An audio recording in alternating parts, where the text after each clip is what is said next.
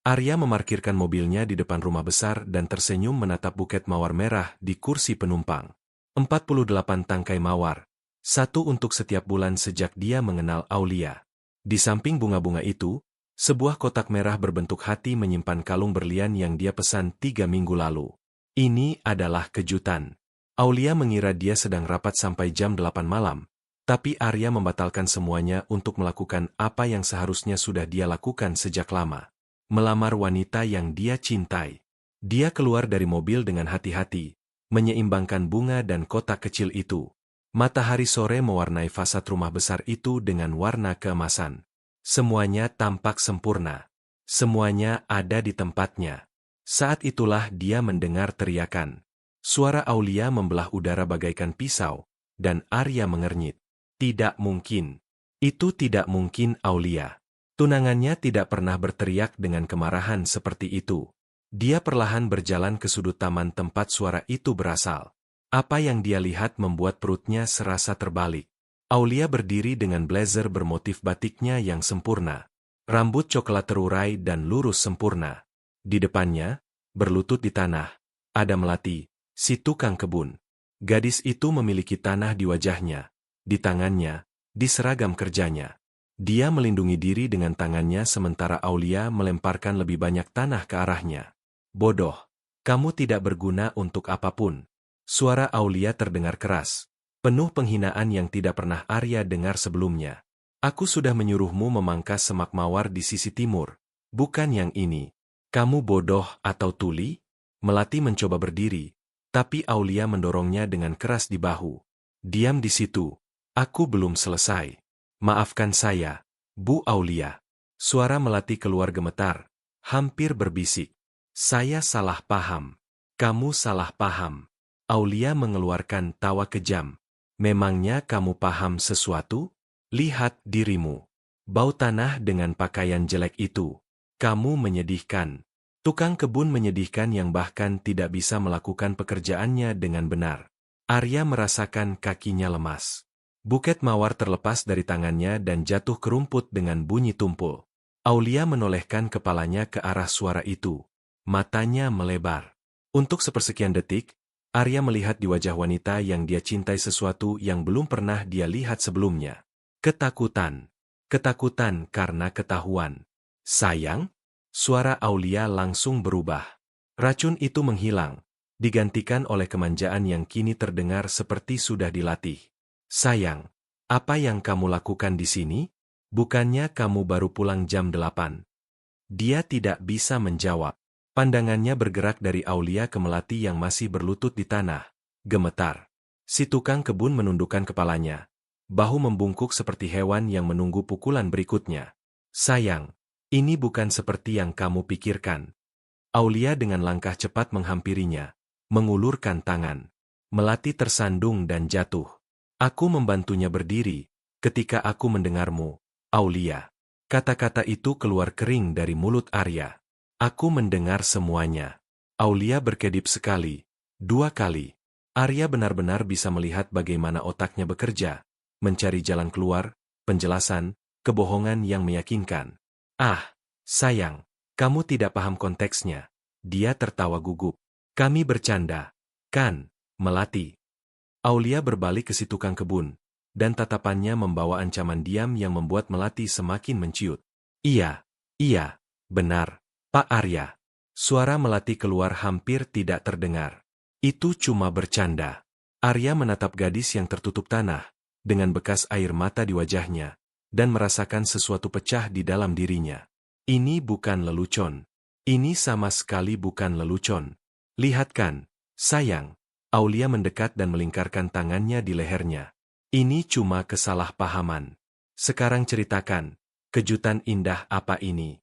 Dia menatap mawar yang tergeletak di tanah dan kotak merah di tangannya. Matanya berbinar dengan keserakahan yang tidak pernah Arya sadari sebelumnya. Bukan apa-apa. Dia melepaskan diri dari pelukannya. Lupakan saja. Apa maksudmu lupakan? Arya, sayang, ada apa denganmu? Bukan apa-apa, aku cuma butuh waktu. Dia berbalik dan berjalan kembali ke rumah, meninggalkan mawar di tanah. Di belakangnya, Dia merasakan tatapan Aulia membakar punggungnya. Dan untuk sesaat dia juga merasakan tatapan melati, penuh sesuatu yang tidak bisa dia tentukan. Rasa terima kasih, keputusasaan, malu. Siapa wanita ini yang dia pikir dia kenal dengan baik? Aulia yang manis, elegan, anggun, yang sudah 4 tahun bersamanya. Apakah dia benar-benar ada atau hanya topeng belaka? Arya masuk ke ruang kerja dan menutup pintu di belakangnya. Dia duduk di kursi kulit dan lama menatap dinding. Kotak merah berisi kalung berlian masih ada di tangannya. Dia meletakkannya di meja dan mendorongnya menjauh. Setelah 20 menit, Aulia mengetuk pintu. Sayang, boleh aku masuk? Dia ragu sebelum menjawab. Masuk. Pintu terbuka dan Aulia masuk dengan senyum lembut. Mata berkaca-kaca. Dia sudah berganti pakaian. Sekarang dia mengenakan gaun ringan berwarna peach yang Arya sukai. Rambutnya diikat dalam sanggul elegan, memperlihatkan lehernya. Sayang, biarkan aku menjelaskan. Dia duduk di sofa di hadapannya. Tangan terlipat di pangkuan seperti murid yang patuh. Aku tahu apa yang kamu lihat terlihat mengerikan, tapi kamu perlu memahami konteksnya. Kalau begitu jelaskan. Aulia menarik napas dalam, seolah menanggung beban yang sangat berat. Melati, dia bukan pekerja biasa. Dia terus-menerus melakukan kesalahan. Arya, kesalahan serius. Dia sudah merusak 3 taman anggrek yang harganya sangat mahal. Dan hari ini dia memangkas semak mawar yang salah. Justru yang ditanam ibuku waktu aku masih kecil. Aku kehilangan kendali. Sayang, aku tahu seharusnya tidak begitu. Tapi aku lepas kendali. Kamu melempar tanah ke dia, Aulia. Aku tahu. Dan aku sangat menyesal. Air mata mengalir di wajahnya. Besok aku akan minta maaf. Janji. Kamu tahu aku bukan orang seperti itu. Kamu sudah mengenalku 4 tahun. Arya, 4 tahun. Dan 1 kali aku kehilangan kesabaran tidak menentukan siapa aku. Arya diam, merenungkan kata-katanya. Aulia berdiri dan menghampirinya, berlutut di samping kursi. Aku mencintaimu. Dia menggenggam tangannya. Aku mencintaimu lebih dari apapun di dunia ini. Tolong, jangan biarkan satu momen kelemahan menghancurkan apa yang sudah kita bangun. Dia menatap matanya. Itu adalah mata coklat yang sama yang mempesonanya 4 tahun lalu di acara wisuda adiknya, Bayu. Mata yang sama yang menangis bahagia ketika dia memintanya menjadi kekasihnya. Mata yang sama yang bersinar setiap kali dia mengatakan cinta. Mungkin dia berlebihan? Mungkin satu momen kemarahan memang tidak menentukan seseorang? Aku butuh waktu untuk mencerna ini, Aulia. Tentu, sayang, ambil waktu sebanyak yang kamu mau. Dia mencium tangannya. Aku akan menunggu. Aulia keluar dari ruang kerja, menutup pintu dengan hati-hati. Arya kembali sendirian. Tapi sekarang keraguan telah bersarang di pikirannya seperti benih. Dia ingin percaya padanya. Sangat ingin, tapi bayangan melati yang berlutut di tanah, tertutup lumpur, tidak bisa keluar dari kepalanya. Di hari-hari berikutnya, Arya mulai memperhatikan detail-detail yang sebelumnya luput dari perhatian. Cara Aulia berbicara dengan Busari, juru masak, nada yang dia gunakan pada Joko, sopir, tatapan yang dia lemparkan pada para pembantu saat mengira dia tidak melihat, hal-hal kecil, komentar tajam yang disamarkan sebagai teguran, alis terangkat di sini, desahan tidak sabar di sana. Tidak ada yang separah apa yang dia lihat di taman. Tapi cukup untuk menjaga keraguan tetap hidup. Seminggu setelah insiden itu, Arya pulang kerja lebih awal tanpa memberitahu. Dia memarkirkan mobilnya di garasi belakang yang tidak pernah dipakai siapapun dan masuk melalui pintu dapur. Saat itulah dia mendengar suara Aulia dari ruang makan. Kamu bilang ini makan siang. Dasar nenek tua tidak berguna? Arya perlahan mendekat, tetap di luar jangkauan pandangan. Maafkan saya, Bu Aulia. Itu suara gemetar Busari. Anda bilang ingin sesuatu yang ringan. Saya pikir, kamu tidak dibayar untuk berpikir. Kamu dibayar untuk patuh. Suara piring yang dihantamkan ke meja menggema di ruangan. Ini tidak bisa dimakan. Buang dan buat ulang. Dan kali ini usahakan jangan meracuni siapapun. Arya merasakan darahnya mendidih. Dia hampir masuk ruangan, hampir langsung menghadapi Aulia di sana, tapi sesuatu menghentikannya. Kalau dia menghadapinya sekarang, Akan ada alasan lain, konteks lain, penjelasan meyakinkan lainnya, dan dia akan tetap dalam keraguan, selamanya terombang-ambing antara apa yang dilihat dan apa yang ingin dipercaya. Dia butuh lebih banyak. Dia perlu tahu apakah ini pola atau pengecualian. Maka di hari-hari berikutnya, Arya mulai mengamati. Pulang lebih awal, pergi lebih lambat, mencari-cari alasan untuk muncul di waktu yang tidak terduga.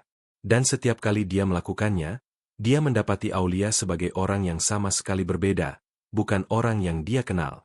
Bersamanya, dia adalah kelembutan itu sendiri, tawa halus, sentuhan penuh kasih, kata-kata cinta yang dibisikkan di telinga. Tapi ketika mengira sendirian dengan para pembantu, topeng itu runtuh. Arya melihat Aulia melempar cangkir kopi ke lantai karena terlalu hangat dan memaksa pembantu membersihkannya sambil berlutut. Mendengarnya menyebut Joko sopir kelas 2 karena terlambat 3 menit terjebak macet. Menyaksikan dia mengancam akan memecat Melati untuk ke-10 kalinya dalam 2 minggu dengan alasan yang semakin tidak masuk akal. Melati, si tukang kebun, selalu menundukkan matanya ketika Aulia lewat. Bahunya otomatis membungkuk, seolah menunggu pukulan berikutnya. Itu adalah postur seseorang yang sudah lama menerima perlakuan seperti itu. Pada suatu Kamis malam, Arya menemukan Melati sendirian di taman belakang. Dia sedang merawat begonia, tangan penuh tanah, ekor kudanya bergoyang lembut tertiup angin.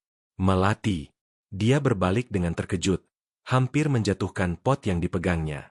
Pak Arya, maaf, saya tidak mendengar Bapak datang. Tidak perlu minta maaf. Dia perlahan mendekat, berusaha tidak terlihat mengancam. Boleh aku bertanya sesuatu? Melati menelan ludah. Ketakutan di matanya jelas terlihat. Tentu. Pak, sudah berapa lama kamu bekerja di sini? 6 bulan. Pak, Aulia? Dia selalu memperlakukanmu seperti itu? Melati mengalihkan pandangan. Jari-jarinya mencengkeram erat gagang sekop. Saya tidak tahu apa yang Bapak bicarakan. Melati, tolong, aku perlu tahu. Detik-detik berlalu sementara dia diam. Ketika akhirnya bicara, suaranya hampir tidak terdengar. Saya sangat butuh pekerjaan ini, Pak Arya. Orang tua saya sakit. Ayah saya kena stroke 2 tahun lalu. Ibu saya mengidap diabetes yang sudah parah. Saya anak tunggal, tidak punya siapa-siapa lagi. Dia akhirnya menatapnya, dan di matanya ada sesuatu selain ketakutan. Ada martabat yang terluka yang menolak untuk mati sepenuhnya. Kalau saya kehilangan pekerjaan ini, saya tidak tahu apa yang akan terjadi pada mereka. Aku tidak akan memecatmu, Melati. Tapi Bu Aulia, Aulia tidak menentukan siapa yang bekerja di rumah ini. Aku yang menentukan. Melati berkedip terkejut, seolah tidak pernah ada yang mengatakan itu padanya sebelumnya. Aku hanya ingin tahu kebenarannya. Arya melangkah lebih dekat. Aku perlu tahu siapa wanita yang berbagi hidup denganku. Lama sekali Melati tidak menjawab. Arya bisa melihat pergulatan yang terjadi di dalam dirinya. Rasa takut untuk bicara bertarung dengan kebutuhan untuk didengar. Setiap hari, kata-kata itu akhirnya meledak keluar. Setiap hari dia mencari alasan untuk mempermalukan saya. Bilang pakaian saya jelek, bilang saya bau, bilang saya terlalu bodoh untuk apapun. Dia pernah melempar makanan ke lantai dan memaksa saya membersihkannya dengan tangan. Sudah menghancurkan seluruh taman bunga yang saya rawat berminggu-minggu hanya supaya punya alasan untuk membentak saya. Arya merasakan perutnya serasa terbalik. Kenapa kamu tidak pernah melapor? Kepada siapa? Pak? Ke polisi? Ke pengadilan? Melati tertawa pahit. Dia orang kaya. Saya tukang kebun yang gajinya cuma 1,5 kali UMR. Siapa yang akan percaya saya? Aku percaya. Melati menatapnya dengan campuran harapan dan ketidakpercayaan. Apa Bapak akan memberitahu dia bahwa saya mengatakan semua ini? Tidak. Dia akan tahu. Dia selalu tahu. Dia tidak akan tahu apa-apa. Aku janji. Arya berbalik dan berjalan kembali ke rumah. Pikirannya bekerja dengan kecepatan penuh. Dia butuh bukti. Bukti konkret yang tidak bisa Aulia jelaskan, tidak bisa dipelintir, tidak bisa diubah menjadi kebohongan meyakinkan lainnya. Malam itu dia menelepon seorang ahli keamanan yang dikenalnya. Pukul 3 dini hari, ketika Aulia tidur lelap, Arya membukakan pintu belakang untuknya. Dalam 45 menit, kamera tersembunyi terpasang di semua ruangan rumah. Hari-hari berikutnya adalah siksaan. Arya berpura-pura semuanya normal dengan Aulia, menciumnya di pagi hari, makan malam bersamanya di malam hari, mendengarkan ceritanya tentang hari yang berlalu. Dan ketika dia tertidur, dia menonton rekaman. Apa yang dia lihat menghancurkan setiap harapan yang masih tersisa. Aulia secara sistematis menyiksa para pembantu. Ini bukan kemarahan sesaat, bukan kehilangan kendali yang kebetulan. Ini disengaja, ini sadis. Dia tampaknya menikmati mempermalukan orang-orang yang tidak bisa membela diri. Terhadap Melati, kekejamannya sangat kuat. Aulia tampaknya memilih si tukang kebun sebagai sasaran favoritnya. Mungkin karena Melati yang paling rentan. Mungkin karena dia tidak pernah melawan. Di salah satu rekaman, Aulia berdiri di taman mengawasi Melati bekerja. "Kamu tahu apa masalahmu, Melati?" Suara Aulia terdengar manis, hampir seperti ibu. "Kamu terlahir untuk tidak terlihat, untuk melayani orang-orang seperti aku. Dan itu tidak apa-apa. Kamu tahu, dunia butuh orang-orang seperti kamu. Seseorang harus melakukan pekerjaan kotor." Melati tidak menjawab, hanya terus menggali tanah. Gerakannya mekanis, mata tertuju ke tanah. "Tapi kamu terlalu pintar untuk kebaikanmu sendiri." Aulia mendekat dan berjongkok untuk sejajar dengan Melati. "Aku lihat caramu menatap Arya. Kamu pikir aku tidak sadar? Saya tidak menatap Pak Arya dengan cara apapun, Bu Aulia." "Pembohong." Aulia tersenyum. "Kamu bermimpi menggantikan posisiku? Iya kan? Tukang kebun miskin tidur di ranjang jutawan. Betapa romantisnya." "Saya tidak pernah." "Dengarkan baik-baik apa yang akan kukatakan." Aulia mencengkeram dagu Melati dan memaksanya menatap matanya. "Kalau kamu mencoba sesuatu, apapun itu, aku akan menghancurkan hidupmu. Aku akan membuat kamu tidak pernah lagi bisa mendapat pekerjaan di kota ini. Aku akan membuat orang tuamu yang sakit itu berakhir di jalanan. Kamu paham?" Melati mengangguk, mata berkaca-kaca. "Bagus." Aulia melepaskan dagunya dan berdiri, mengelap tangannya seolah baru menyentuh sesuatu yang kotor. "Sekarang kembali bekerja." Arya menghentikan rekaman. Tangannya gemetar karena amarah. Dia sudah melihat cukup. Setelah 2 minggu merekam, Arya mengumpulkan lebih dari 40 jam video yang mendokumentasikan penyiksaan Aulia. Setiap penghinaan, setiap ancaman, setiap momen kekejaman tercatat dengan tanggal dan waktu. Saatnya menghadapinya. Pada Jumat malam, dia pulang dan menemukan Aulia di ruang tamu sedang membolak-balik majalah fashion. Dia tersenyum melihatnya. "Sayang, bagaimana harimu?" "Duduk, Aulia, kita perlu bicara." Senyumnya bergetar sesaat. Tapi dia cepat menguasai diri. "Tentu, sayang." "Tentang apa?" Arya duduk di sofa di hadapannya dan meletakkan ponselnya di meja. Aulia menatap ponsel itu dengan penasaran. "Apa itu?" "Ini rekaman dari kamera pengawas yang kupasang di rumah 2 minggu lalu." Wajah Aulia memucat. Untuk sesaat, topeng sempurna itu retak, dan Arya melihat wanita sesungguhnya di baliknya. Dingin, penuh perhitungan, ketakutan. "Kamera apa, Arya? Apa yang kamu bicarakan?" "Aku sudah melihat semuanya, Aulia. Setiap penghinaan yang kamu timpakan pada para pembantu, setiap ancaman, setiap momen ketika kamu menunjukkan siapa dirimu yang sebenarnya." Aulia berdiri dengan kasar. "Kamu memata-mataiku?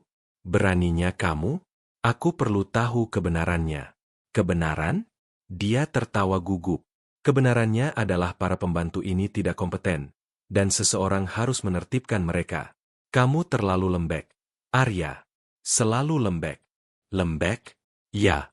Kamu memperlakukan orang-orang ini seolah mereka setara dengan kita, tapi mereka tidak. Mereka pembantu. Kita membayar mereka untuk patuh, bukan untuk punya pendapat." Arya juga berdiri, menatap wajahnya. "Aku tidak pernah benar-benar mengenalmu." "Benar. 4 tahun bersama, dan kamu terus membohongiku." "Aku tidak membohongimu." Aulia mencoba melunakkan suaranya, kembali ke peran tunangan sempurna. "Sayang, kamu berlebihan. Aku seperti itu dengan pembantu karena aku perlu menjaga ketertiban rumah. Bersamamu aku yang sesungguhnya." "Tidak." Arya menggelengkan kepalanya. Bersamaku kamu adalah karakter. Aktris yang sangat hebat. Tapi Aulia yang sesungguhnya adalah yang kulihat di video-video itu. Arya, tolong. Dia melangkah ke arahnya. Mata penuh air mata. Jangan lakukan ini. Kita bisa bicara. Aku bisa berubah. Kamu tidak bisa. Dan aku tidak mau lagi. Aulia berhenti. Air matanya langsung kering. Dan saat itulah di depan mata Arya, topeng itu akhirnya jatuh sepenuhnya. Baiklah. Suaranya menjadi dingin seperti es. Kamu mau kebenaran? Ini dia. Aku tidak pernah mencintaimu. Tidak pernah. Yang aku cintai adalah uangmu, rumah besarmu, kedudukanmu di masyarakat. Kamu hanyalah tiketku menuju kehidupan nyaman, tidak lebih. Arya merasakan kata-kata itu seperti tusukan pisau, tapi dia mempertahankan ketenangannya. Setidaknya sekarang kamu jujur. Dan kamu? Aulia melangkah mengancam ke arahnya. Kamu pikir kamu lebih baik dariku? Kamu yang selama 4 tahun tidak menyadari apa-apa. Kamu menyedihkan. Arya, orang kaya bodoh yang mempercayai setiap kebohongan yang kuceritakan. Pertunangan ini batal. Dia mengucapkan kata-kata itu dengan ketenangan yang tidak dia rasakan. Aku ingin kamu meninggalkan rumahku sebelum besok. Rumahmu? Aulia tertawa kejam. Aku membantu mendekorasi setiap ruangan di rumah ini. Aku memilih setiap perabot, setiap gorden, setiap lukisan di dinding. Dengan uangku. Rumah ini milikku. Dan aku ingin kamu pergi. Aulia menyilangkan tangan. Matanya berkilat karena amarah. Kamu akan menyesal. Arya. Aku akan menghancurkanmu. Aku akan ceritakan ke semua orang bahwa kamu selingkuh. Bahwa kamu monster yang menyiksa tunangannya sendiri. Aku akan mencoreng namamu sampai tidak pernah bisa kamu bersihkan. Lakukan apa yang kamu mau. Aulia, aku punya videonya. Punya bukti siapa dirimu yang sebenarnya. Untuk pertama kalinya Aulia terlihat benar-benar khawatir, tapi cepat menguasai diri. Bukti. Kamu pikir ada orang yang peduli dengan video wanita kaya memarahi pembantu? Orang-orang akan tertawa. Arya, bilang aku benar. Bahwa memang begitulah seharusnya memperlakukan orang yang bekerja untuk kita. Pergi dari rumahku. Aulia dengan gerakan kasar meraih tasnya dan menuju pintu. Sebelum keluar, dia berbalik untuk terakhir kalinya. Ini belum berakhir. Jauh dari selesai. Pintu membanting keras di belakangnya. Arya berdiri lama di tengah ruang tamu, mendengarkan keheningan rumah besar yang kosong. 4 tahun hidupnya baru saja runtuh. 4 tahun kebohongan. Ilusi, cinta yang tidak pernah ada. Dia duduk di sofa dan membiarkan kenyataan akhirnya menetap. Dia bebas. Tapi dengan harga berapa? Minggu-minggu berikutnya menjadi yang paling berat dalam hidup Arya. Aulia menepati janjinya untuk menghancurkan. Dalam beberapa hari, seluruh kalangan sosialita Jakarta membicarakan skandal putusnya pasangan paling diperbincangkan. Gosip menjadi semakin absurd. Bahwa Arya tertangkap basah di ranjang dengan tukang kebun, bahwa dia bertahun-tahun menyiksa Aulia dan dia akhirnya memberanikan diri untuk pergi, bahwa kekayaannya runtuh dan dia menggunakan itu sebagai alasan untuk menyingkirkan tunangannya. Teman-teman lama mulai menjauh. Undangan ke acara-acara berhenti datang. Rekan bisnis menunjukkan kecanggungan di pertemuan, sementara Aulia mendalangi semuanya dari balik layar, menyulut setiap gosip, setiap kebohongan, setiap spekulasi.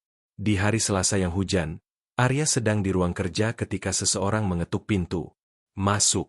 Pintu terbuka dan Melati muncul, memegang secangkir kopi. Bapak minta kopi. Pak Arya? Tidak. Melati membeku di ambang pintu. Jelas gugup. Maaf. Saya ingin berterima kasih. Berterima kasih soal Bu Aulia. Karena Bapak menyuruhnya pergi. Melati melangkah ragu-ragu masuk ke ruang kerja. Saya tahu ini bukan urusan saya, tapi semua karyawan juga merasa lega. Rumah ini jadi berbeda setelah dia pergi. Arya dengan isyarat mempersilahkannya duduk. Melati ragu-ragu, tapi akhirnya mau. Duduk di ujung kursi seolah siap kabur kapan saja. Aku harus minta maaf padamu, Melati. Bapak, untuk apa?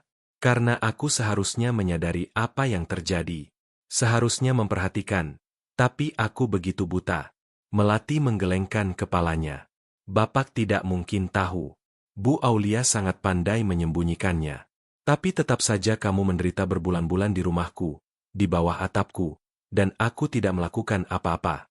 Bapak melakukannya sekarang. Dia tersenyum malu-malu. Itu juga berarti sesuatu. Keduanya terdiam sejenak. Hujan mengguyur jendela, menciptakan suasana yang hampir intim. Boleh aku bertanya sesuatu? Arya mencondongkan tubuh ke depan. Tentu. Kenapa kamu terus bekerja di sini? Dengan semua yang Aulia lakukan, kamu bisa mencari pekerjaan lain. Melati menarik napas dalam. Saya sudah mencari berkali-kali, tapi Bu Aulia, dia menelepon tempat-tempat yang saya datangi untuk wawancara. Bilang saya pekerja yang buruk, suka mencuri, bermasalah. Bayangan melintas di wajahnya. Tidak ada yang mau menerima saya, padahal saya butuh uang. Orang tua saya bergantung pada saya. Dia menyabotase peluang kerjamu. Melati mengangguk. Bu Aulia bilang saya tidak akan pernah bisa pergi, bahwa saya miliknya. Air mata mengalir di pipi si tukang kebun. Maaf, seharusnya saya tidak mengatakan ini. Jangan minta maaf. Arya merasakan kemarahan dingin tumbuh di dalam dirinya. Aulia ternyata lebih buruk dari yang dia bayangkan. Kamu layak untuk didengar. Melati menghapus air mata dengan punggung tangannya. Bapak tahu apa yang saya impikan sebelum semua ini? Apa? Membuka toko bunga. Sejak kecil saya memimpikan itu. Tempat kecil penuh bunga, di mana orang-orang bisa datang dan untuk sesaat melupakan masalah mereka.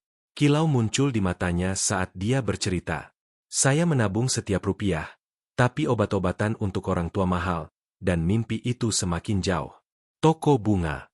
Arya tersenyum. Cocok untukmu. Bapak pikir begitu. Menurutku begitu. Kamu merawat tanaman di sini seolah mereka anak-anakmu. Melati sedikit memerah. Saya suka apa yang saya kerjakan. Bahkan dengan semua yang terjadi, berada di taman adalah momen damai saya. Arya mengambil keputusan saat itu juga, mengambil pulpen dan buku catatan dari meja. Aku akan menaikkan gajimu. Tidak perlu, Pak. Perlu. Kamu pantas mendapat jauh lebih dari yang kamu terima. Dia menulis angka di kertas. Ini gaji barumu. Setuju? Melati menatap kertas itu dan matanya melebar. Ini lebih dari 2 kali lipat gaji saya. Aku tahu, Pak Arya. Saya tidak bisa menerimanya. Kenapa tidak? Karena ini terasa seperti sedekah. Dia mengembalikan kertas itu. Saya tidak mau belas kasihan Bapak.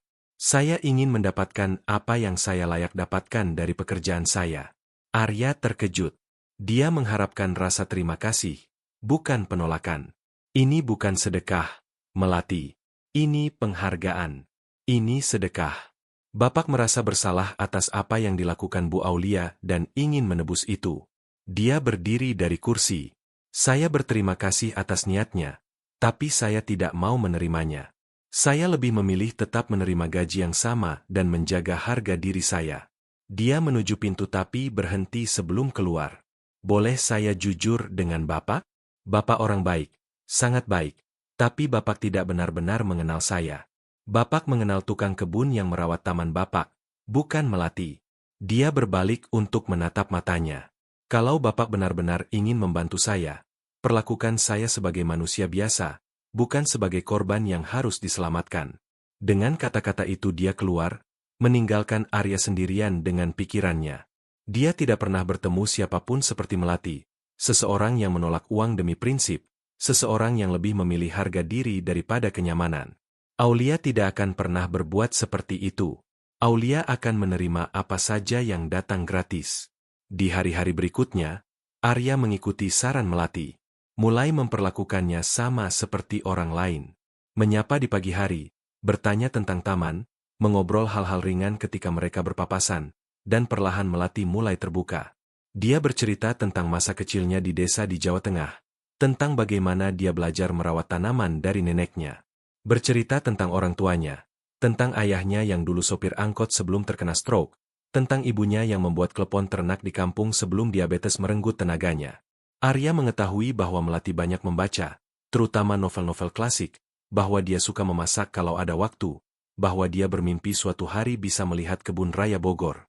Itu adalah percakapan-percakapan sederhana, sering di taman sementara dia bekerja. Arya duduk di bangku terdekat dan mengamatinya memangkas, menanam, menyiram. Anehnya, momen-momen itu menjadi bagian terbaik dari harinya. Suatu sore, Bu Sari membawakan mereka kopi ke taman. Terima kasih, Bu Sari. Melati tersenyum pada juru masak itu, yang menjawab dengan hangat. Sama-sama. Nak, kalian berdua harus makan yang cukup. Ketika Bu Sari menjauh, Arya menyadari sesuatu. Kamu memanggilnya Bu Sari? Dia memanggilmu Nak. Melati mengangkat bahu. Kami menghabiskan banyak waktu bersama di rumah ini.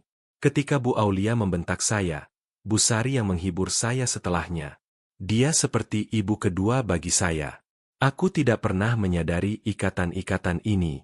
Bapak sibuk, bekerja, mengurus urusan. Wajar kalau tidak menyadari. Itu tidak wajar. Itu kelalaian.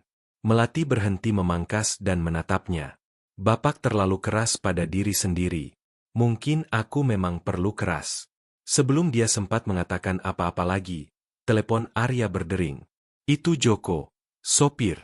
Pak, Bu Aulia ada di depan gerbang. Dia ingin bicara dengan Bapak. Arya merasakan perutnya melilit. Bilang aku tidak ada.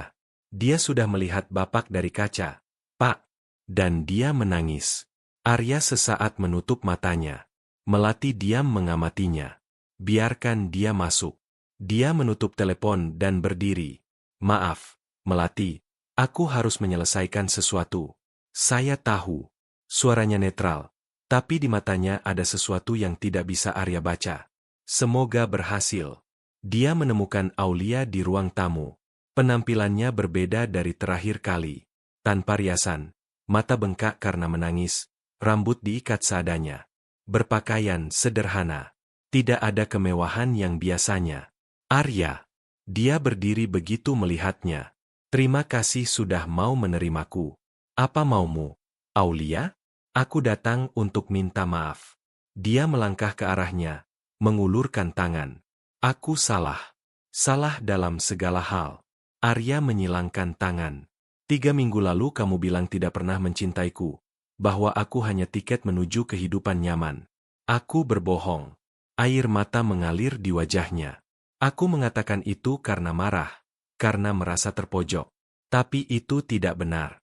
Arya, aku mencintaimu. Selalu mencintaimu. Dan para karyawan, kamu juga mencintai mereka? Aulia menundukkan kepalanya. Aku tahu aku salah dengan mereka. Sangat salah. Tapi aku bisa berubah. Bisa menjadi orang yang berbeda. Beri aku kesempatan, Arya. Kesempatan untuk membuktikan bahwa aku bisa menjadi wanita yang kamu layak dapatkan. Arya lama menatapnya. Sebagian dari dirinya ingin percaya. 4 tahun kenangan tidak hilang dalam semalam. Ada momen-momen baik. Momen ketika dia sungguh-sungguh percaya bahwa mereka bahagia. Tapi kemudian dia mengingat videonya. Melati berlutut di lantai, tertutup lumpur. Bu Sari yang disebut nenek tua tidak berguna. Semua kekejaman yang Aulia lakukan saat mengira tidak ada yang melihat. Aku tidak percaya padamu, Aulia. Tolong, Arya. Aku sudah melihat siapa dirimu yang sebenarnya, dan aku tidak bisa menghapus itu. Aulia mengubah posturnya. Tangisan berhenti hampir seperti sulap. Jadi ini karena dia. Iya, karena si tukang kebun. Apa yang kamu bicarakan? Aku punya mata, Arya. Aku tahu sekarang kamu menghabiskan lebih banyak waktu di taman daripada dimanapun di rumah ini. Bicara dengannya, tertawa bersamanya. Melatih karyawan rumahku, tidak lebih dari itu. Untuk saat ini, Aulia tersenyum, dan dalam senyum itu ada sesuatu yang kejam. Tapi aku tahu bagaimana hal-hal seperti ini berkembang. Kamu merasa bersalah, ingin menebus. Satu hal mengarah ke hal lain. Pergi dari rumahku, Aulia. Aku akan pergi. Dia mengambil tasnya tapi berhenti. Ingat yang sudah kukatakan? Ini belum berakhir. Dia menuju pintu dan berhenti. Oh ya, Arya. Aku menemukan sesuatu yang menarik tentang tukang kebunmu itu. Tentang keluarganya. Kamu tahu bahwa ayahnya dulu pemabuk? Itulah sebabnya dia kena stroke. Apa hubungannya dengan semua ini? Untuk saat ini tidak ada. Dia membuka pintu. Tapi mungkin sebentar lagi akan sangat berhubungan. Dan dia keluar, membiarkan ancaman itu menggantung di udara. Arya tidak melihat Aulia di minggu berikutnya, tapi terus merasakan kehadirannya. Gosip terus menyebar. Beberapa rekan bisnis mulai meragukan apakah mereka ingin berbisnis dengannya. Kontrak penting dibatalkan di menit terakhir. Tapi yang paling buruk adalah hal-hal kecil. Buket bunga layu yang ditinggalkan di depan pintu rumah, telepon diam di tengah malam, artikel koran tentang pengusaha yang memperlakukan karyawan dengan buruk dengan fotonya sebagai ilustrasi. Aulia mendalangi kampanye teror sunyi. Dan kemudian pada suatu Kamis pagi, Melati tidak datang bekerja. Arya menunggu sampai siang sebelum meneleponnya. Panggilan masuk ke kotak suara. Dia mencoba lagi, hasil yang sama. Khawatir. Dia mengambil alamatnya dari dokumen karyawan dan pergi ke sana. Melati tinggal di kawasan sederhana di Bekasi, di rumah kecil dengan pintu biru. Ketika Arya parkir di seberang, dia melihat pintu itu sedikit terbuka. Dia mengetuk. Tidak ada jawaban. Melati, kamu di rumah? Dari dalam terdengar suara, langkah kaki. Pintu terbuka dan Melati muncul dengan mata merah karena menangis. Pak Arya, apa yang Bapak lakukan di sini? Kamu tidak datang kerja. Aku khawatir. Maaf, seharusnya saya mengabari.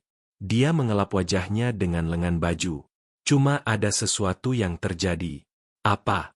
Melati ragu-ragu, lalu membuka pintu lebih lebar. Silakan masuk.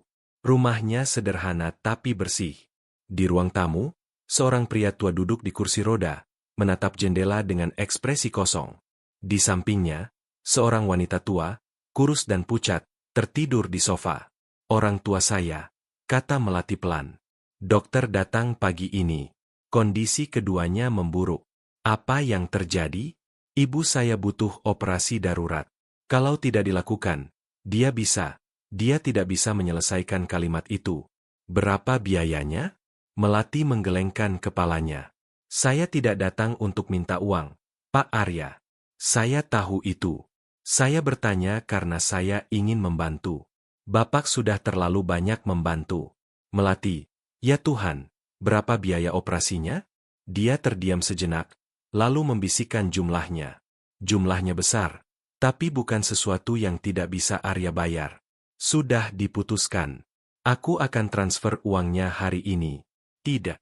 Melati berbalik untuk menatap matanya. Saya tidak mau menerima. Kenapa? Karena saya bukan badan amal, Pak Arya. Karena saya punya harga diri. Karena kalau saya menerima uang itu, saya akan jadi persis seperti yang Bu Aulia bilang tentang saya. Wanita matre yang memanfaatkan orang kaya. Kamu membiarkan harga diri membunuh ibumu? Kata-kata itu keluar lebih tajam dari yang Arya maksudkan. Melati mundur seolah baru menerima tamparan. Maaf. Dia mengusap rambut dengan frustrasi. Aku tidak bermaksud bicara seperti itu. Tapi Bapak mengatakannya. Suaranya dingin. Dan mungkin itu benar. Mungkin saya memang bodoh. Tidak. Iya. Saya tahu memang begitu. Melati duduk di kursi. Bahunya merosot. Saya tidak mau dipandang seperti itu, Pak Arya. Tidak mau jadi si kasihan yang harus diselamatkan. Saya ingin mendapatkan segalanya karena pantas. Bukan karena dikasihani. Arya berlutut di depannya. Bagaimana kalau ini bukan belas kasihan? Bagaimana kalau ini pinjaman? Melati mengangkat matanya. Pinjaman. Kamu kembalikan ketika bisa. Tanpa bunga. Tanpa jangka waktu tetap. Ketika toko bungamu berjalan, kamu kembalikan. Bapak pikir toko bunga saya bisa berhasil? Aku pikir kamu orang paling tekad yang pernah kutemui. Kalau ada yang bisa melakukannya, itu kamu. Melati lama terdiam. Air mata muncul lagi di matanya. Tapi kali ini berbeda. Itu adalah air mata syukur, bukan keputusasaan. Baiklah, saya terima. Sebagai pinjaman. Sebagai pinjaman. Mereka berjabat tangan. Arya merasakan sesuatu yang aneh ketika jari-jari Melati menyentuhnya. Seperti sengatan listrik, kesadaran tiba-tiba bahwa wanita ini lebih dari sekadar karyawan, lebih dari sekadar seseorang yang butuh bantuan. Dia cepat-cepat mengenyahkan pikiran itu. Sekarang bukan waktunya untuk itu. Aku akan mengurus rumah sakitnya. Arya berdiri. Kamu jaga orang tuamu. Pak Arya? Ya, terima kasih. Sungguh. Dia hanya mengangguk dan keluar. Jantungnya berdetak lebih cepat dari seharusnya. Operasi Ibu Melati berhasil. Dalam 2 minggu, beliau sudah di rumah dan pulih dengan baik. Ayahnya juga menunjukkan perbaikan. Merespons fisioterapi lebih baik sekarang karena istrinya ada di sampingnya dan merawatnya. Melati kembali bekerja di rumah besar. Tapi sesuatu telah berubah. Dia lebih banyak tersenyum, lebih banyak bicara. Kadang-kadang Arya mendapatinya bersenandung sambil merawat tanaman, dan dia sendiri menemukan semakin banyak alasan untuk berada di taman. Pada suatu minggu sore, mereka duduk di bangku batu, mengamati matahari terbenam mewarnai langit dengan jingga dan merah muda. Melati baru saja bercerita bagaimana neneknya mengajarinya mengenali tanaman dari aromanya. Arya tertawa mendengar cerita bagaimana dia waktu kecil salah mengira kemangi sebagai serai. Aku tidak pernah mengenal nenekku, kata Arya ketika tawa mereda. Beliau meninggal sebelum aku lahir. Saya turut sedih. Tidak usah. Tidak bisa merindukan apa yang tidak pernah kita miliki. Dia memandang mawar-mawar di sekeliling mereka. Tapi kadang aku bertanya-tanya, seperti apa rasanya punya seseorang yang mengajariku hal-hal seperti itu, hal-hal sederhana. Bapak tidak punya masa kecil yang sederhana? Tidak. Aku punya sopir, pengasuh, guru les privat, sekolah mahal, tapi tidak pernah punya ini. Dia membuat gerakan lebar, mencakup seluruh taman. Seseorang yang mengajariku menanam sesuatu dan menunggu sampai tumbuh. Melati berdiri dan mengulurkan tangan kepadanya. Ayo, kemana? Saya akan mengajarimu. Dia membawanya ke petak bunga kosong di ujung taman, mengambil sekop dan menyerahkannya. Gali di sini.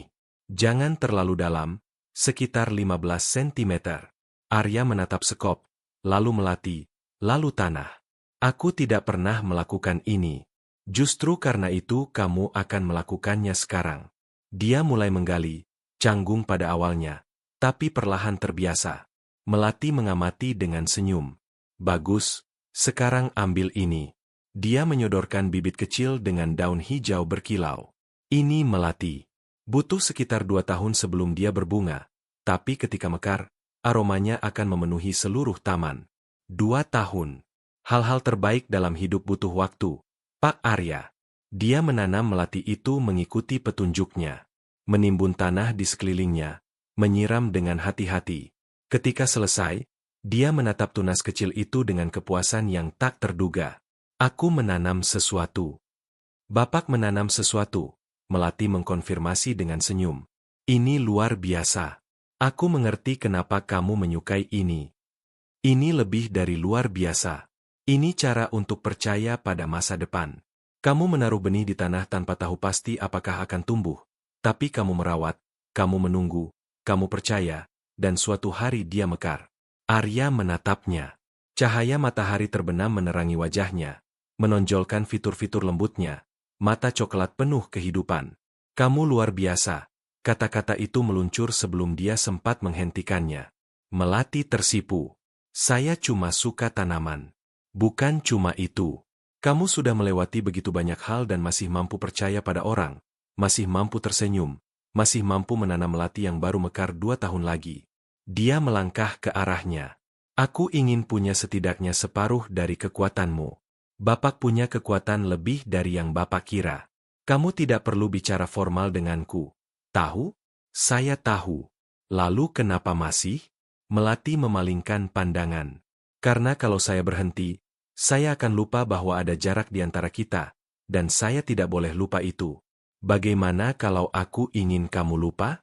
Arya. Ini pertama kalinya dia menyebut namanya langsung.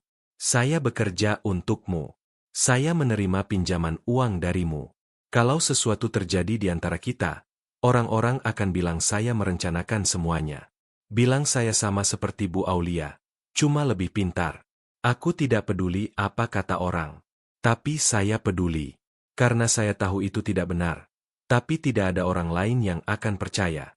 Dia mundur selangkah. Maaf. Saya harus pergi. Dan dia berlari sebelum Arya sempat mengatakan apapun lagi. Dia berdiri di taman sampai matahari benar-benar tenggelam, menatap tanaman melati kecil yang baru saja dia tanam. Di hari-hari berikutnya, melati menghindarinya, bekerja di jam-jam ketika dia tidak ada di rumah, meninggalkan pesan melalui busari alih-alih bicara langsung. Arya menghormati ruangnya, meskipun setiap menit keheningan terasa menyakitkan. Tapi kemudian Aulia kembali, tidak secara pribadi. Kali ini dia mengirim pengacara. Pria itu muncul pada Rabu pagi dengan sebuah tawaran. Entah Arya membayar jumlah yang tidak masuk akal sebagai ganti rugi atas pembatalan pertunangan, atau Aulia akan mempublikasikan informasi yang mempermalukannya. Informasi apa? Tanya Arya dengan rasa ingin tahu yang tulus. Bu Aulia memiliki bukti bahwa Anda menjalin hubungan tidak pantas dengan seorang karyawan. Pengacara itu membuka map dan menunjukkan foto-foto. Foto Arya dan Melati di taman sedang mengobrol. Foto hari ketika dia datang ke rumahnya di Bekasi. Foto momen-momen tidak bersalah yang diubah menjadi sesuatu yang kotor oleh konteks yang salah. Ini akan sangat buruk bagi reputasi Anda, terutama setelah gosip yang sudah beredar. Jadi Aulia memeras saya. Bu Aulia melindungi kepentingannya. Arya berdiri dan berjalan ke jendela. Sampaikan pada klienmu bahwa dia bisa mempublikasikan apa saja yang dia mau. Aku tidak akan membayar sepeser pun. Anda yakin? Konsekuensinya bisa. Yakin. Dan kamu juga bisa sampaikan bahwa kalau dia terus menggangguku, aku akan melaporkannya ke polisi atas perundungan terhadap karyawanku. Aku punya 40 jam rekaman video yang mendokumentasikan setiap kejahatannya. Pengacara itu membereskan berkas dan berdiri. Saya akan sampaikan pesannya. Setelah pria itu pergi, Arya berpikir, Aulia tidak akan berhenti. Dia tidak akan pernah berhenti kecuali dia menghentikannya secara definitif. Dia butuh rencana. Di minggu berikutnya, Arya bekerja dalam diam, berkonsultasi dengan pengacara, spesialis pencitraan publik, detektif. Dia menemukan bahwa Aulia telah melakukan ini pada orang lain sebelumnya. Mantan-mantan pacar yang dihancurkan oleh gosip, mantan sahabat yang tiba-tiba kehilangan pekerjaan dan koneksi. Aulia adalah predator profesional. Dan dia hanyalah korban berikutnya. Sementara membangun pertahanannya, Arya juga mencoba mendekati Melati lagi. Pelan-pelan. Hati-hati. Aku merindukanmu, katanya suatu pagi ketika berpapasan dengannya di taman. Melati berhenti bekerja tapi tidak berbalik. Saya juga. Lalu kenapa kita menjauh?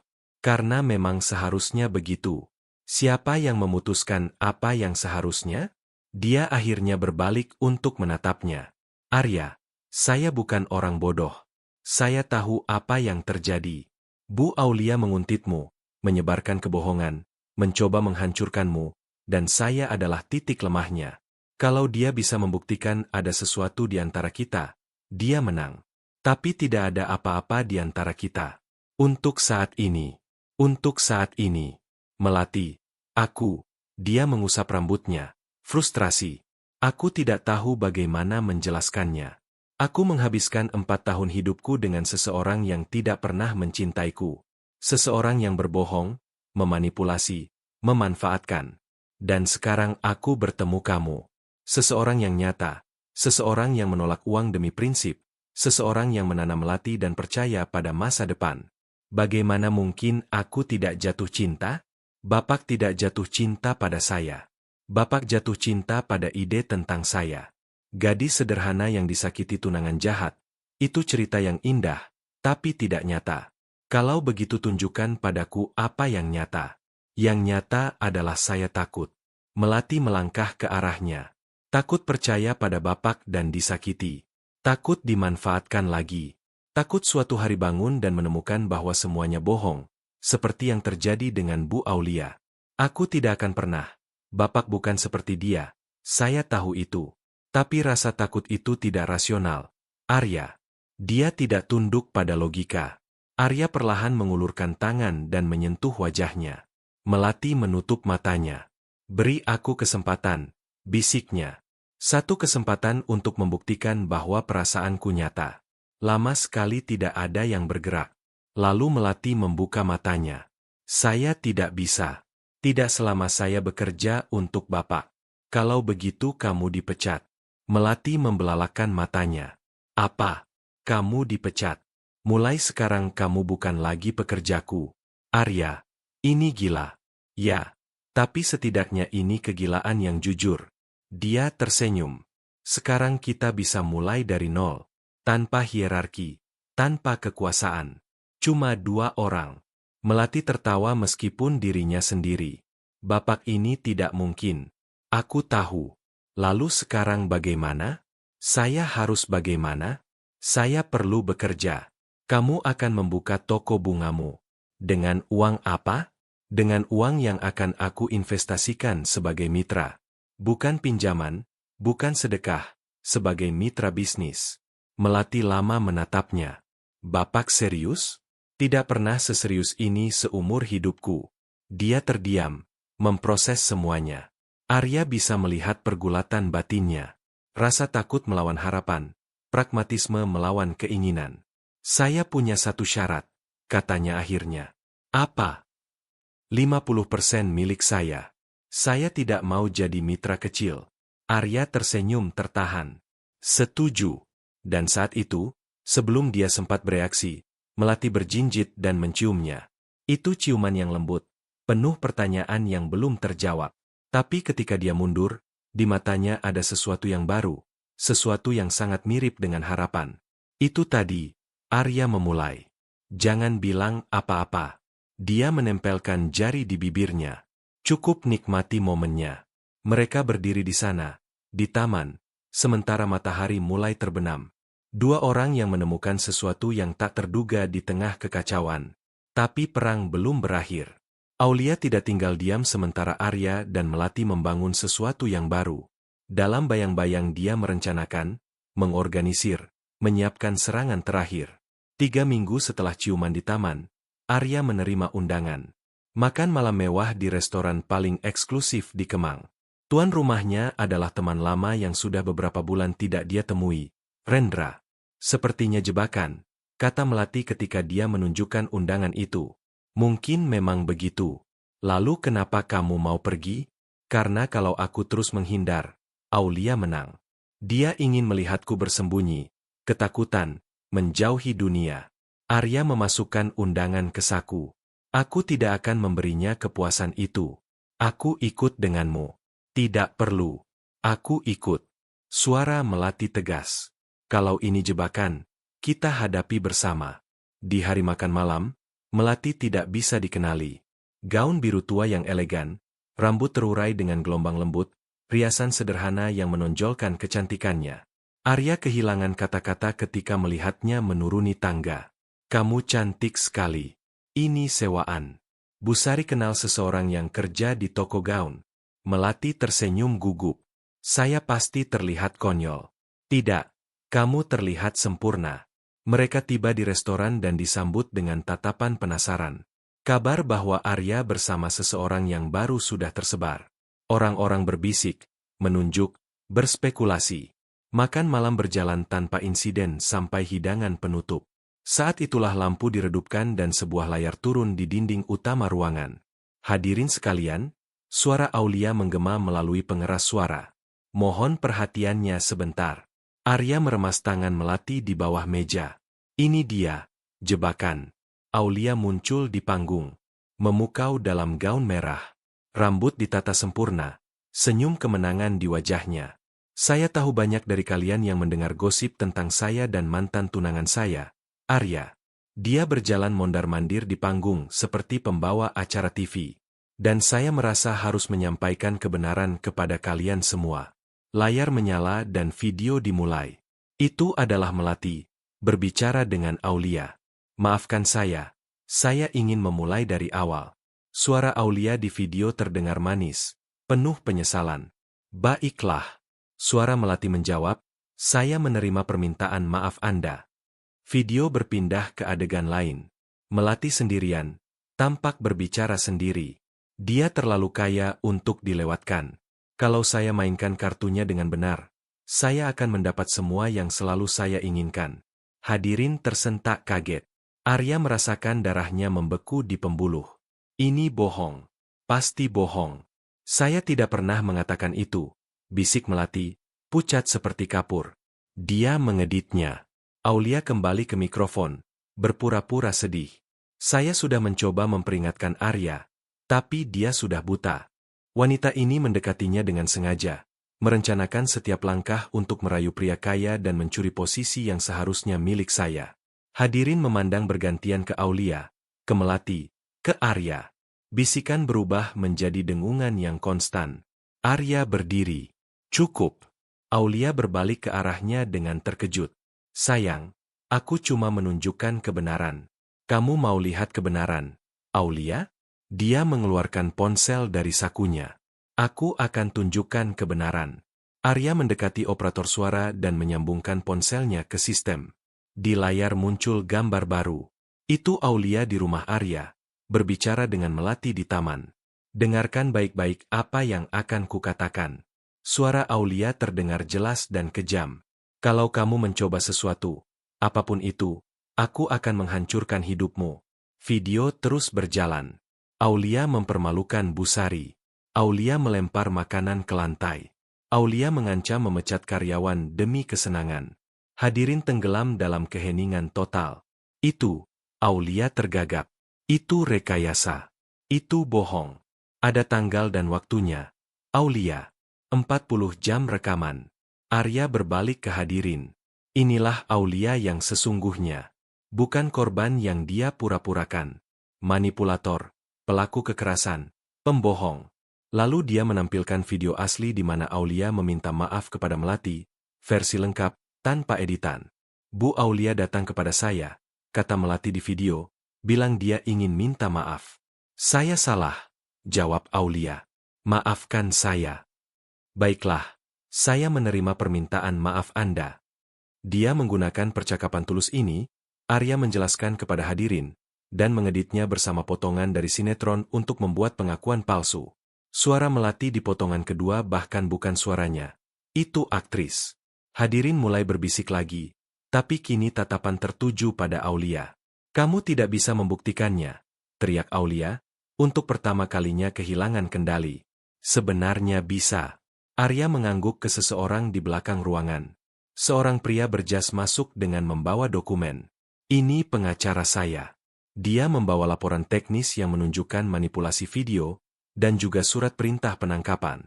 Penangkapan atas pencemaran nama baik, perundungan yang terdokumentasi, dan percobaan pemerasan. Kamu mengirim pengacaramu untuk meminta uang dariku sebagai imbalan atas diamnya kamu. Ingat? Aulia mundur ke belakang. Wajahnya terdistorsi oleh amarah dan ketakutan. Kamu tidak berani. Aku sudah berani. Dua polisi memasuki ruangan. Hadirin menyingkir, memberi jalan. Aulia Permata, Anda ditangkap, kata salah satu polisi sambil memasang borgol. Lepaskan saya. Saya tidak bersalah. Ini semua bohong. Dia meronta-ronta saat dibawa keluar. Arya, kamu akan membayar ini. Aku bersumpah. Kamu akan membayarnya. Suaranya semakin lirih seiring menjauh, hingga akhirnya menghilang sepenuhnya. Ruangan itu diselimuti keheningan mutlak. Lalu perlahan seseorang mulai bertepuk tangan, kemudian satu orang lagi, dan lagi, hingga tepuk tangan berubah menjadi gelombang. Arya kembali ke meja tempat Melati masih duduk gemetar.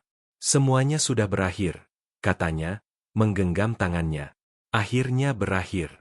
Saya tidak percaya. Air mata mengalir di wajahnya. Dia hampir berhasil. Tapi tidak berhasil. Dan tidak akan pernah berhasil. Dia memeluknya di sana. Di depan semua orang.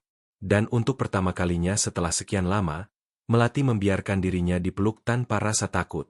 6 bulan kemudian, kota sudah melupakan skandal Aulia. Dia dijatuhi hukuman 3 tahun penjara atas kejahatannya.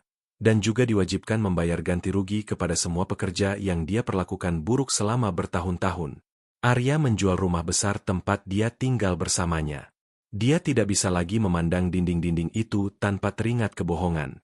Dia membeli rumah yang lebih kecil, lebih hangat, dengan taman yang sangat luas di halaman belakang. Melati pindah bersamanya 3 bulan setelah makan malam itu. Itu bukan keputusan yang mudah. Dia bersikeras untuk ikut menanggung biaya, menjaga kemandirannya. Dan Arya belajar menghormati itu. Orang tua Melati sembuh total. Ayahnya sekarang berjalan dengan tongkat, tapi berjalan. Ibunya mulai membuat klepon lagi, dibagikan ke tetangga seolah itu hadiah emas. Dan toko bunga?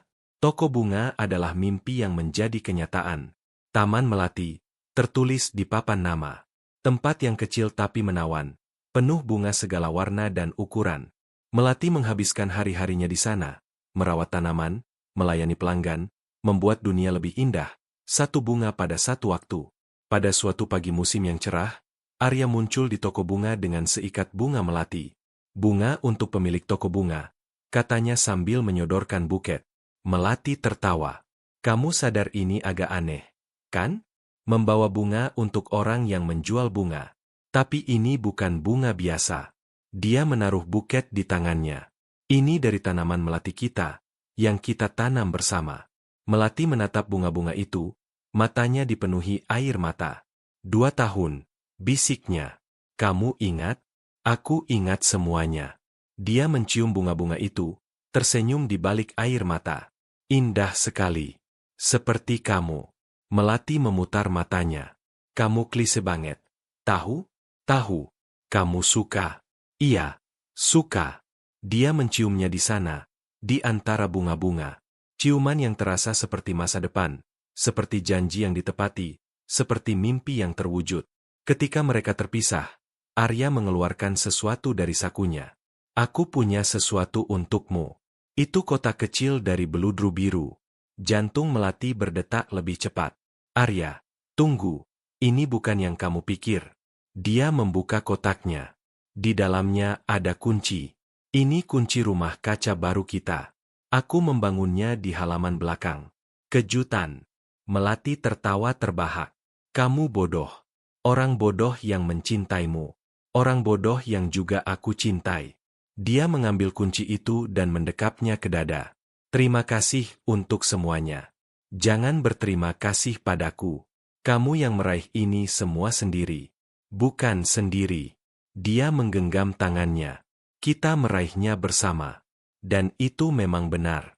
Semua yang mereka miliki sekarang, mereka bangun dalam kemitraan. Toko bunga, rumah, hubungan. Tidak ada yang diberikan cuma-cuma. Tidak ada yang sedekah. Belakangan hari itu, saat menutup toko bunga, Melati menemukan surat di bawah pintu tanpa alamat pengirim. Dia membukanya dengan penasaran. Di dalamnya hanya ada selembar foto. Dia dan Arya di taman rumah besar yang lama, menanam melati bersama. Di baliknya sebuah kalimat yang ditulis tangan. Hal-hal terbaik dalam hidup butuh waktu. Terima kasih sudah mengajariku ini. Melati tersenyum, mengenali tulisan tangan Arya. Dia memasukkan foto itu ke saku, dekat ke hati, dan berjalan pulang. Matahari tenggelam di balik cakrawala, mewarnai langit dengan jingga dan merah muda. Akhir hari yang sempurna untuk sebuah kehidupan yang baru dimulai. 3 bulan kemudian, Melati sedang di taman toko bunga, menata etalase anggrek, ketika dia merasakan tangan memeluknya dari belakang. Datang menjemput mitraku. Suara Arya berbisik di telinganya. Untuk apa? Makan malam, tapi bukan makan malam bisnis. Dia berbalik untuk menatapnya. Bukan, bukan, kencan. Dia tersenyum. Seperti calon pengantin. Melati merasakan jantungnya berdetak lebih cepat. Calon pengantin. Arya berlutut dengan satu kaki di sana, di antara bunga-bunga. Mengeluarkan kotak dari sakunya. Kali ini kotak beludru merah. Melati, kamu mengajariku apa itu cinta sejati. Menunjukkan padaku bahwa hal-hal terbaik dalam hidup tidak dibeli, tapi diperjuangkan. Membuatku percaya pada masa depan. Dia membuka kotak itu, memperlihatkan cincin berlian yang sederhana tapi elegan. Aku ingin menanam lebih banyak melati bersamamu. Ingin melihatnya mekar.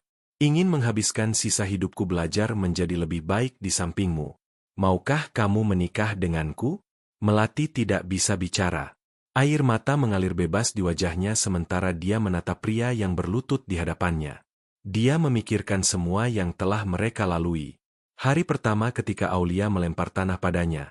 Berbulan-bulan kekerasan yang sunyi. Momen ketika Arya akhirnya melihat kebenaran. Percakapan di taman. Ciuman pertama. Pertarungan melawan Aulia. Kemenangan. Toko bunga. Melati. Setiap kemenangan kecil yang membawa mereka ke sini. Ya. Kata itu keluar seperti bisikan. Ya. Ya. Dia mengangkatnya dan memeluk sekuat tenaga. Ya. Aku mau menikah denganmu, orang bodoh yang luar biasa. Arya mengangkatnya dari tanah, memutarnya di udara, tertawa bahagia. Ketika menurunkannya kembali, dia memasang cincin di jarinya. Sempurna, katanya, menatap tangannya. Kamu tidak mungkin. Kamu mencintaiku seperti ini. Jauh lebih dari yang seharusnya. Mereka berciuman, dikelilingi bunga-bunga, di bawah langit yang mulai gelap. Kamu tahu apa yang lucu? Kata Melati ketika mereka terpisah. Apa? Bu Aulia ingin menghancurkan saya, ingin merebut segalanya dari saya, tapi pada akhirnya justru memberikan hal terpenting dalam hidup saya. Apa? Kamu? Arya tersenyum terharu. Siapa yang mengira, jutawan jadi tukang kebun. Belajar dari yang terbaik. Mereka berjalan bergandengan tangan menuju rumah, meninggalkan toko bunga di belakang. Di halaman belakang, tanaman melati yang mereka tanam bersama sedang mekar sempurna, memenuhi udara dengan aromanya dan janji hari-hari bahagia di depan. Hal-hal terbaik dalam hidup memang butuh waktu, tapi ketika datang, semuanya sepadan.